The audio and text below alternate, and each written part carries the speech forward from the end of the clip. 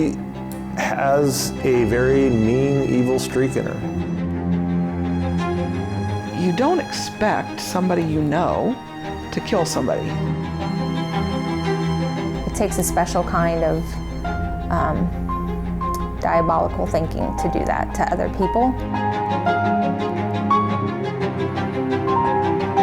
Things just weren't adding up. Deputies arrested 48-year-old Sarah Jean Hartsfield on Friday. Well, new at 5 o'clock, a Chambers County woman accused of killing her husband. Sarah Jean Hartsfield left a wake of exes behind her, 2 of them now dead. When she's done with somebody, she discards them, and you can't, they're people. Anytime anybody shows her that she's not in control, that she lashes out. Rare is it when a military intelligence person goes off the rails. But when they do, it's a train wreck. You know, it's ugly. She's hurt so many people, and it needs to stop. She's conniving. Black Widow. She needs people to feed her ego. She just preys on others. No, that's not the Sarah I know. There's probably her inner self that she fights with and the outer self that she wants to portray. There were 2 sides, you know. You would think she was happy and everything was good, and then no, not so much. He learned the other wrath side of Sarah.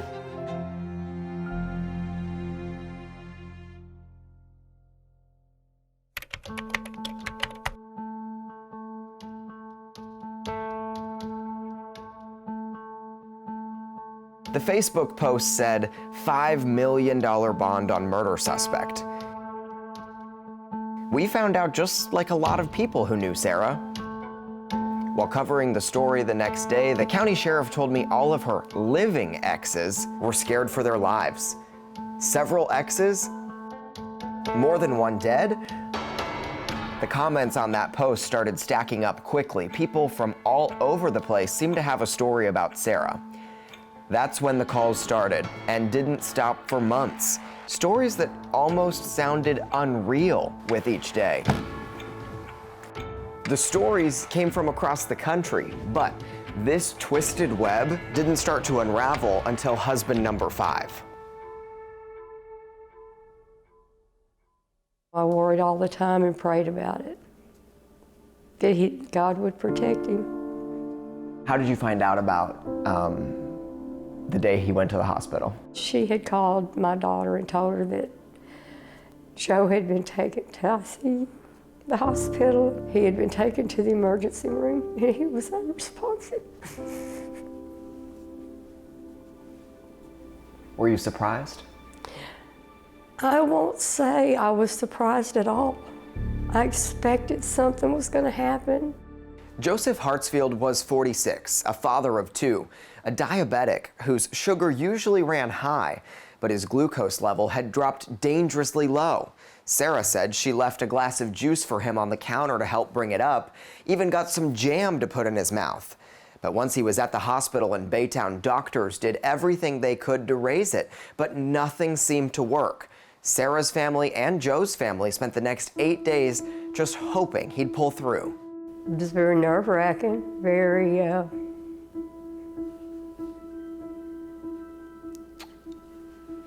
it'd be just like anybody else. I mean, it was hard. Mm-hmm. We were all trying to figure out, you know, what was going on. What were the doctors saying? Well, I saw 2 doctors while we were there. I don't think that I can go into what was said. I know more about while he was in a coma, because my mom was like texting me updates and stuff. I think she was like insinuating that, you know, he might have taken too much insulin. I just had a weird feeling. Like, I was like, this is weird. I'm just gonna wait and see how this plays out. Sarah's son Ryan wasn't the only one who suspected something. Doctors did too, maybe foul play, so they called the Chambers County Sheriff's Office, and that's when the investigation started. It didn't make sense how Joe's sugar got so low because he wore a glucose monitor. So basically, anytime it got too high or too low, he would be alerted. Yes, and so would Sarah. On January 15th, Joe died. This video from inside as Sarah wept over his hospital bed, shared publicly on Facebook. I thought it was a woman who really loved her husband, but I was shocked that someone videoed it. There's no way in hell I would want someone videotaping me in my darkest moments of sorrow. I shook my head and I didn't quite feel it. I had so many different feelings because I thought, what did he go through? Was he in pain? Did he suffer? When it was like time to say goodbye, she only let his mom do it. Because she told me, she's like, oh, his brother and his sister were just so ugly to me. You know, like, that's my husband. The diabetic's sugar level tanked dangerously low into the 40s, that she ignored a phone app sending alerts and waited an hour to call 911 after finding him unresponsive. Investigators found up to 10 insulin pens on his side of the bed. 46-year-old Joseph Hartsfield's online obituary reads he passed away peacefully due to complications of an ischemic stroke with his loving wife at his side. She was sad. Like, she would just be crying all the time on the phone. A panel of doctors reviewed his autopsy and determined complications of toxic effects of insulin caused his death. Manner undetermined. I started digging into public records, calling courthouses and sheriff's offices across the country.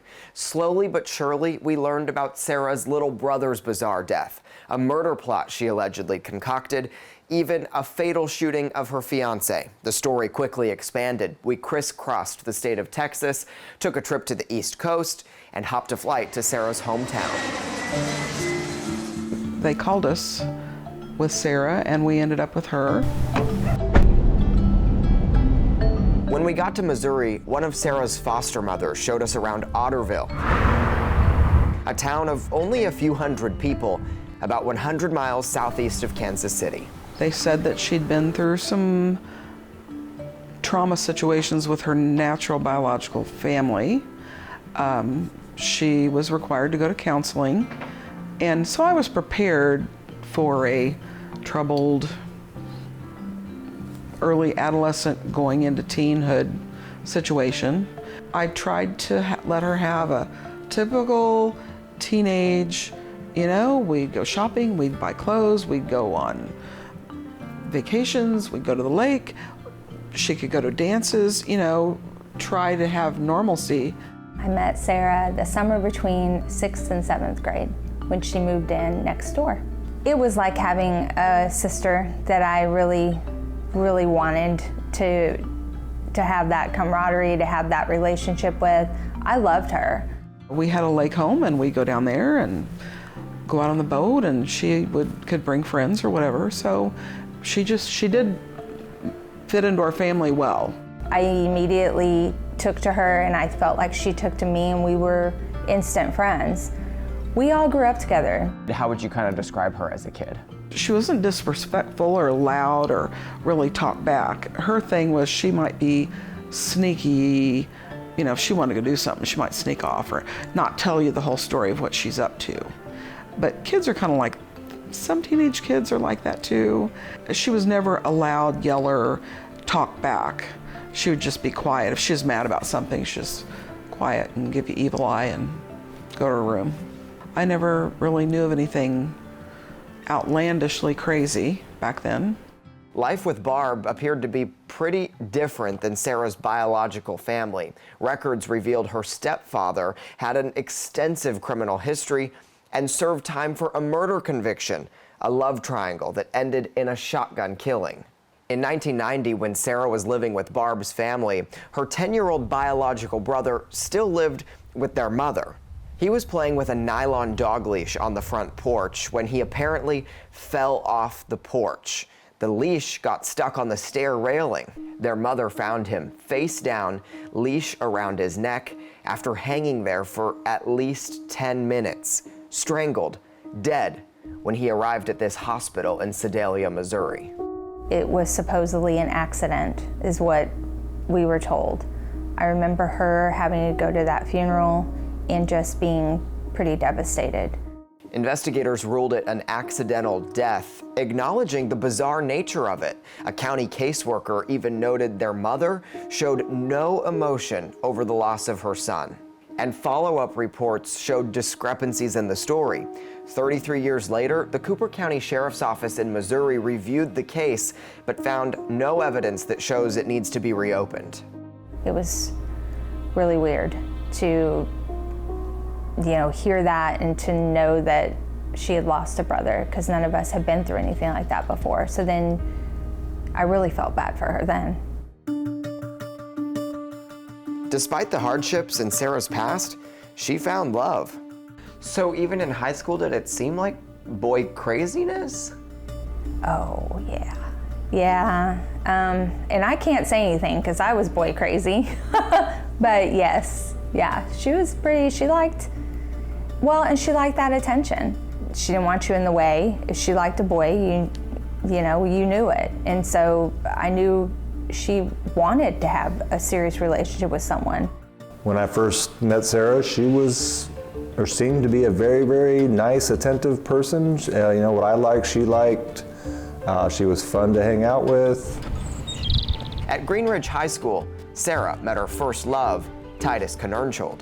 And then as the months drug on, she started to change a little bit, slowly, a little bit at a time. Just getting more controlling. My husband and I were the ones that participated in her wedding. When her and Titus got married, my husband walked her down the aisle. We were arguing, fighting all the time. I knew that they had some relationship problems. She'd break up, date other people, and then come back and I'd date her again. By that time, I loved her, and she was in my head. Titus was Sarah's first husband, married in 1993. That ended in infidelity, and the next husband was his best friend. Several more men followed, each with their own stories about what Sarah was like. Christopher Donahue was third and longest husband, the father of her 4 children. That also came with infidelity, and divorce led to her engagement to David Bragg. After she shot and killed him in alleged self-defense, she married David George. Those are all the men who came before Joe. But who was she? Sarah joined the Army in 1997. I was shocked because she likes her own way. And when you're in the service, you're gonna follow the rules or you're gonna be in big trouble. Sergeant Sarah Donahue had a top-secret security clearance during her 20-year military career as a motor transport operator, then intelligence analyst. She had assignments at Fort Hood, deployed to Baghdad for less than a year, and spent 3 years at Fort Eustis in Newport News, Virginia. When I got there, she was in charge. What were your first impressions? Anybody who tells you that Sarah Donahue does not produce a good intelligence product or is a good intelligence person, military intelligence, doesn't know her the way I do. Sergeant Donahue never once indicated to me in her actions that she was not up to the task. She was whip smart. How would you kind of explain the type of smart she was? Really almost genius. She could definitely play a room.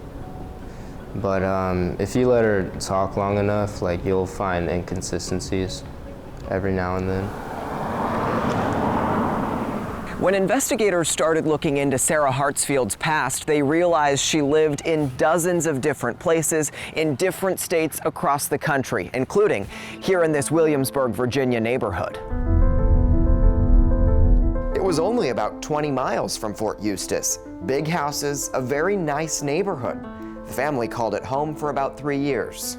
She would always come back, she'd always call, or we'd see each other, and we still remained close. The kids considered us grandparents. Every holiday was cool. Dinner was always nice. But you didn't want to like make her mad. She was very demanding of the kids. She expected them to be like little soldiers. There was some family services called in a few times, but nothing ever came of it. We get like spanked by our parents. Our dad would do it sometimes, but never to the extent of what our mom would do. It was more aggressive? Yeah, very. And in the sense of, what would she do that was so aggressive? You didn't really know when it was gonna end.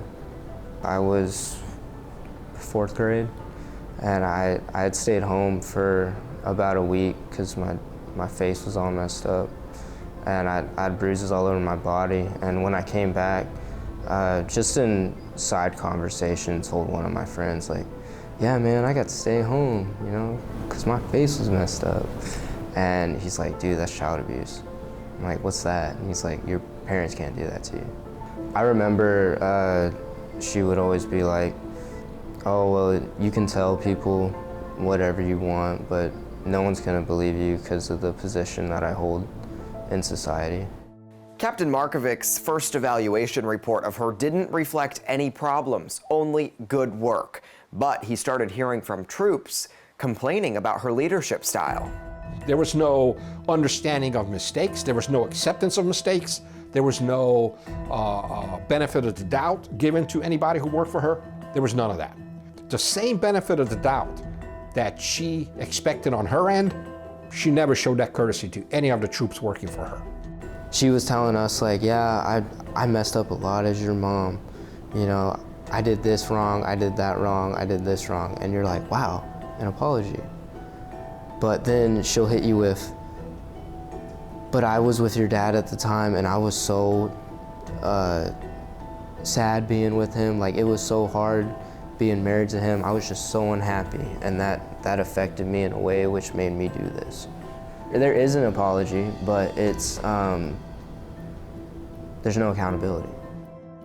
No accountability at home or at work. We became very apprehensive and became very paper-oriented. We documented everything. We made sure we never talked to her one-on-one. There was always somebody else there. The military brought the family back to Fort Hood. She and Christopher Donahue bought this home in Belton, overlooking a lake along the Lampasas River. I think no matter what, she wanted everything to be great. The great house, the great husband, the great job, the perfect kids. And life isn't always like that. On the outside, everything's nice. What happened in the house stays in the house. So that's kind of the mindset that we all had growing up. The house, not far from her first ex-husband's, who for years worried about Sarah popping up again. She kept trying to talk on the phone and just causing lots of harassment and trouble. She would drive over by our house. She'd park outside the house. We had to let the children know about her and, you know, to watch out for anything with her. Sarah was in the Army until 2017, ranked a sergeant first class at the end of service. She medically retired and started receiving 100% disability benefits from the VA. During her first court appearance, she said the disability involves pins and screws in her feet after having a nerve removed, PTSD, severe depression, and cancer 3 separate times. I did consider her a daughter. Everybody needs somebody that they know they could always come home to. While in the military and during her 3rd marriage, extramarital affairs crossed state lines. If I didn't answer a text, she'd send an email or Facebook message me. If I didn't respond quick enough because I'm at work to one of her questions, she would just go ballistic. Whenever she got mad, it was like World War III. I mean, she absolutely went ape. He thought she was getting divorced, but after 2 years, the affair was over. It ended in about as horrible as it could ever be for a person. She went her way and I went mine. It was kind of like another secret life that she was living. Sarah and Christopher Donahue separated not long after. The official divorce filing started the year 2017. There would always be some sort of resentment towards my dad. But already, Sarah was on to David Bragg. He spent 4 years in the Air Force, one of 8 siblings. We loved to aggravate each other growing up. I remember just the standing presence that he had in the room. He graduated from this Virginia Beach High School, a city where he also volunteered as a paramedic.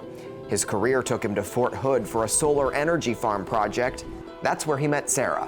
One thing led to another, which happens very often, sadly, and it ended one marriage and started a new relationship. She went from being someone who kind of broke up a marriage to someone who now might be marrying my brother very quickly. David moved to Garfield, Minnesota. Distance became part of the relationship. She traveled from Texas to Minnesota for visits. They eventually got engaged. Your brother was really trying to make Minnesota home. He liked the solitude of being out there in the woods. He liked the ability to be an avid sportsman. She had left the kids, and the kids were actually going to school there in Minnesota, staying with my brother. They were constantly arguing, like it was a lot. She kept showing up with carloads of household stuff, and David kept telling her that he did not want her up here. It's not time for her to move up there. He was, trying to figure out how to separate amicably and move on.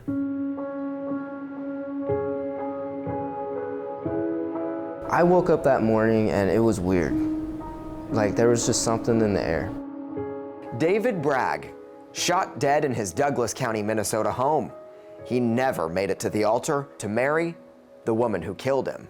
Anytime you lose somebody that's a member of your family, I mean, it's a gut punch. It felt unreal. To me, it seemed planned. Sarah was asked about the shooting during her first Texas court appearance. She explained her third ex-husband came to visit their youngest daughter to surprise her for her birthday, but David Bragg was mad at her for letting him see the kids outside of their normal visitation. She claimed she took a beating of her life, and shooting him was such an automatic response to make it out of the house alive. She said she wasn't scared when she went into the house, but she had 2 guns with her because she didn't want to leave them in the car with her kids. The police came and talked to her. They never had her in any kind of handcuffs, that she sat in the front seat of the cruiser and was taken to jail. Like she was never treated like a suspect. So pretty quickly you realized she probably wasn't going to be charged. It was clear to me by the time we left Minnesota that they were going to charge her. 8 months passed. Douglas County's top prosecutor declined to file charges, writing in this letter that David Bragg fired at Sarah before she shot back. He called it a justifiable self-defense shooting, as she was facing lethal force and had no reasonable possibility of retreating from the threat. Seeing and knowing my brother and knowing the situation around it and the conversations that he had, with my parents about leaving and getting out of the relationship, it just felt dirty, it felt wrong. When things go sour, she always tries to make all of us look very abusive. She's the poor victim. We were the ones that abused her. So that's the story she put on for this thing, and somehow the cops bought it. If you were to come to me and tell me there was a shooting and she could not make it look like self-defense, that would surprise me. How come? If she could not stage a shooting as self-defense, oh, of course she can. Come on, it's her skills, training, attention to detail. I don't believe that if he had intended to shoot that he would have missed. And I don't believe from his background and his understanding of weaponry that he even would have, because the kids were on the other side of her. I know my mom went in there like ready to do something. There are a bunch of holes, I feel, in that story, and once we learned everything about it, we all were like, no, this is incorrect. Yeah. He was not this violent guy, and he simply wanted to move on with his life without her. And it sucks because I know some of his family, and their version of him, I don't want to call them liars, but like the version that they have of him that they know is a totally different one that I know. She sent a Facebook message to explain what she did. I remember I was sitting there, it came through, and she was just explaining about how I'm not, this is what happened, I'm not guilty of this. I don't know why she would reach out to brothers or family members that she'd never even really talked to to explain herself. And she actually reached out to your family to ask for forgiveness? No, demand. She demanded that, our Christian beliefs said that we had to forgive her and that we had to accept her and that we needed to bring her into our family. After he died, and I cleaned up the blood spot. We moved around the room that he died in, swept up all the junk on the floor, and we moved on with life. Like, no one talked about it.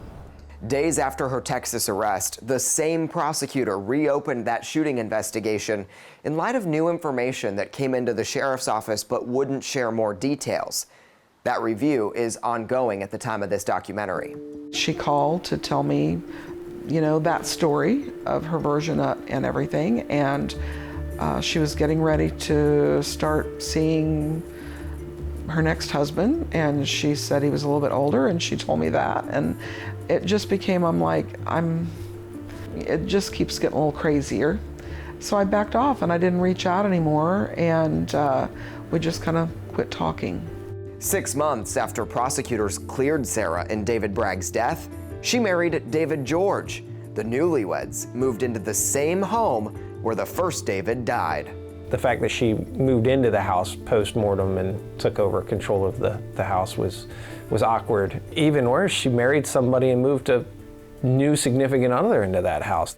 A couple of years into their marriage, in April 2021, disturbing allegations involving the couple got the attention of the FBI and local police. Christopher Donahue, Sarah's third ex-husband, filed for a protective order after learning that Sarah allegedly wanted her new husband to travel to Arizona to kill his new wife. The reason? So that I would be too busy dealing with the death to focus on fighting for my girls anymore, Donahue wrote in an application for a protective order. Yes, hello? Yeah, I have some flowers for Donahue's. This is David George actually showing up at his house with a bouquet of roses a few months before the plot was discovered. No card or anything?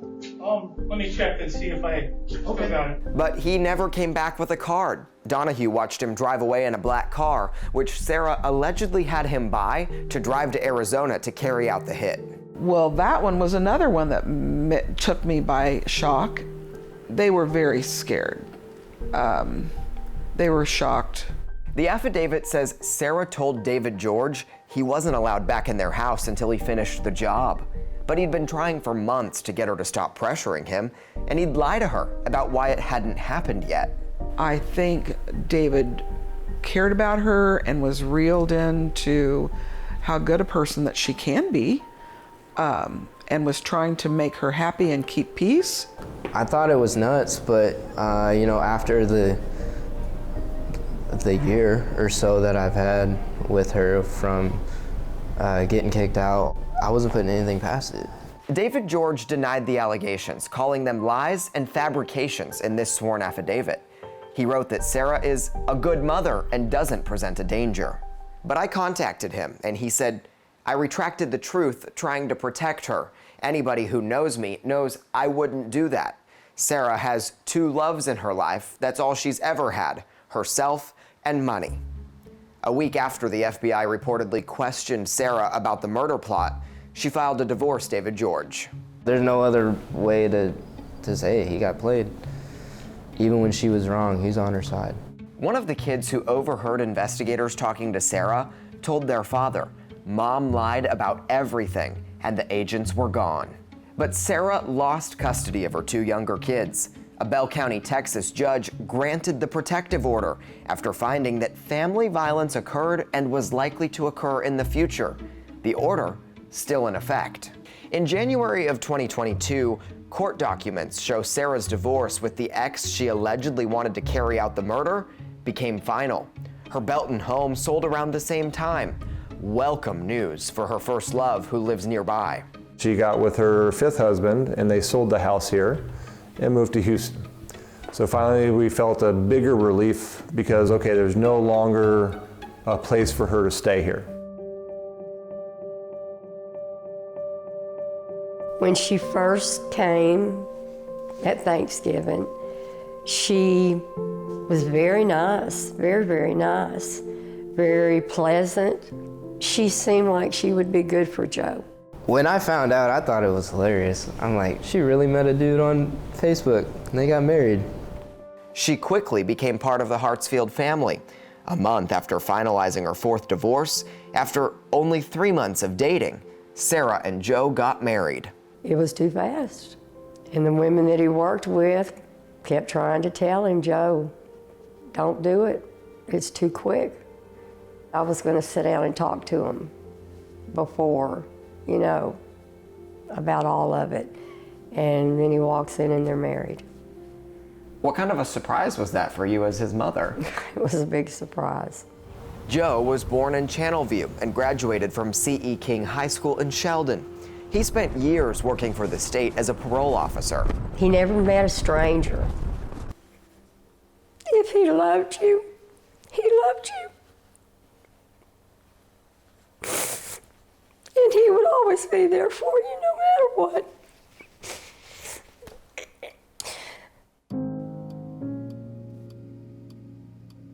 Last April, Sarah and Joe moved to this Beach City home, a gated community just steps from Trinity Bay. How were her interactions with the family? They were very good until they moved. What changed?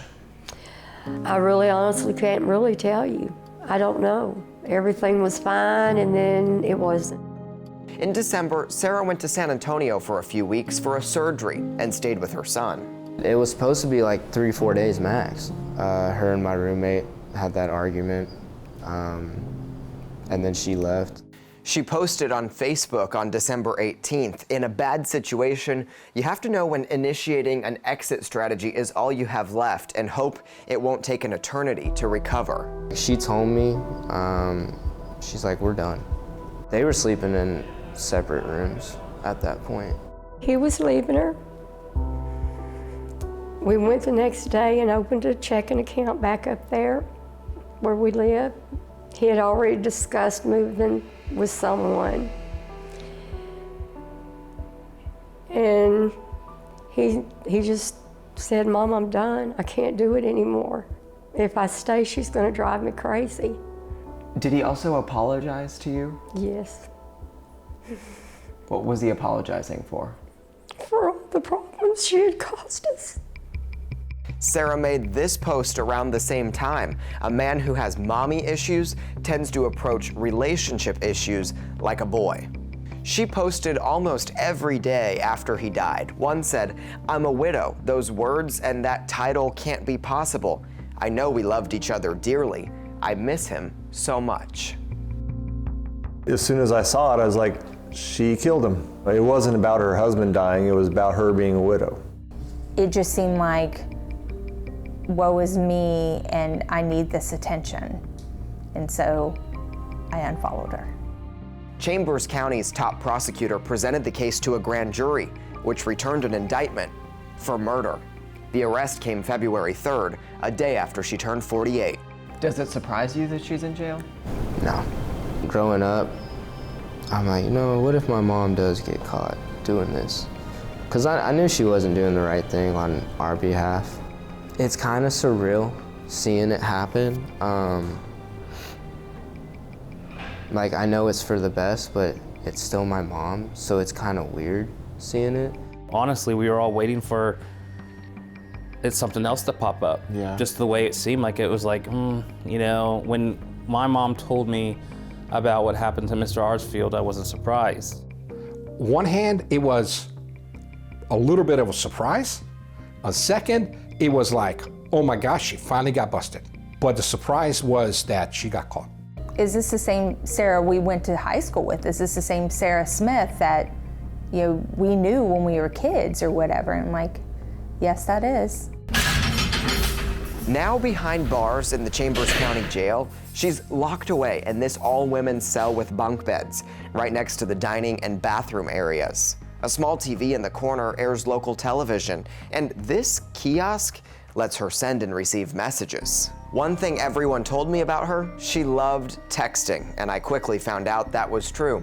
She gave us her first public statement, denying the allegations, professing her love for Joe, and writing in part, "It's about time I quit being vilified by his family and by the public. I never deserved how I was treated, and Joe, our relationship, our marriage, our story ended way too soon and not by any wrongdoing." Only on 2 tonight, for the first time, we are hearing from the woman accused of murder in Chambers County. She saw that story from jail, and that's when more messages flooded in.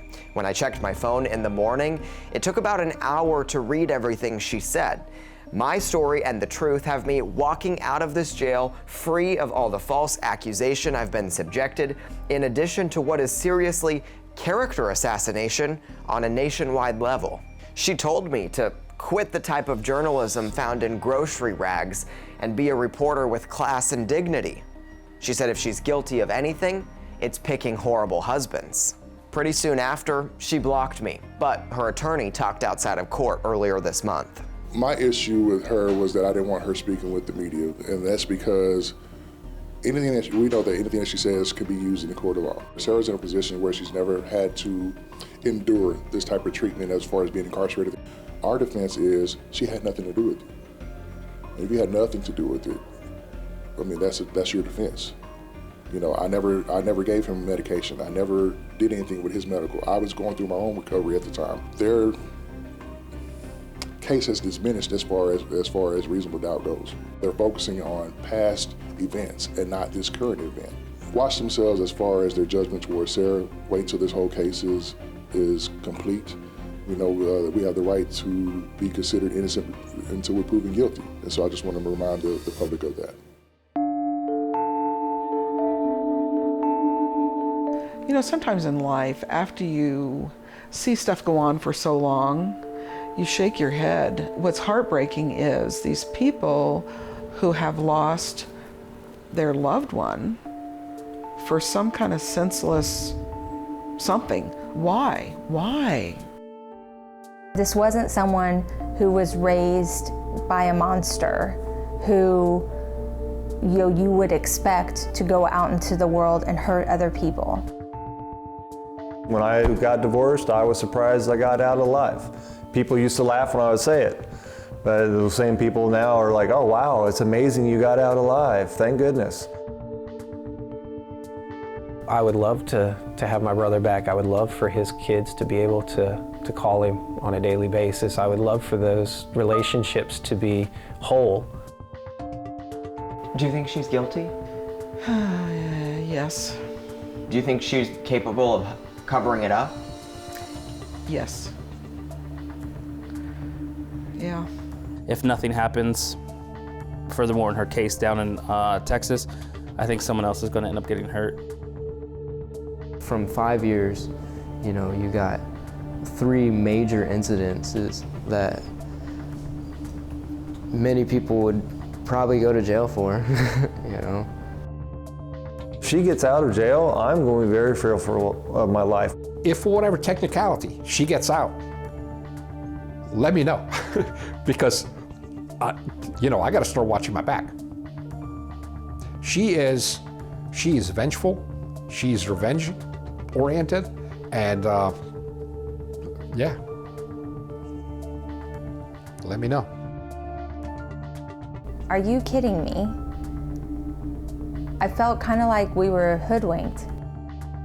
I can't imagine that you do something in life and now you're in a situation where you can't drive a car again. You can't ever hug grandbabies. You can't hug your kids. You can't walk on the beach. You can't pick up the phone and make a phone call. I can't imagine that. So I really don't know. I don't know. As much as she likes control, I don't know how she's dealing with that.